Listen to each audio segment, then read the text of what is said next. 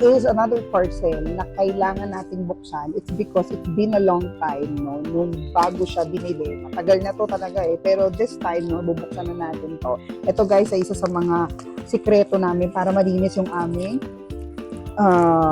automatic washing machine. Yes.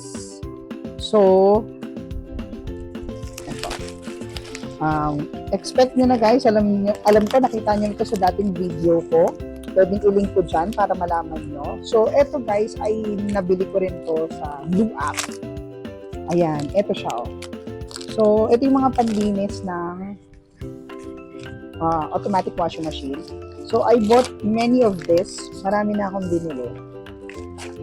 So, kasi kapag matagal mo na daw siya ginagamit ko, almost 5 years na yata itong automatic washing machine. Kaya naman kailangan, there's more than 3 yung dapat mong ilagay para washing machine. Malinis. And kailangan sa una actually dapat 3 daw. Pero dahil 5 muna yung kinuha natin, nakapaglagay na ako ng 2 dati. So, yun nga.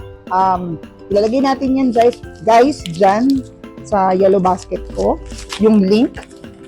Especially in the yellow basket, meron din dyan. Iba lang yung brand niya, pero ito rin siya. So, yun guys. If you want to buy this, so di ba yung binili ko. Guys, hindi ko na alam kung magkano yung amount eh. Wala nang nakalagay dito. Ayun. Pero guys, yun na nga. So, tama-tama siya dito. Kung lalagay ko sa store. So, ito nga guys. Ito yung use nun. Yung nakuha kong free product sa Blue App. So, dito. Oh, ang ganda. Lalagyanan siya. So, yun guys. Thank you so much for watching.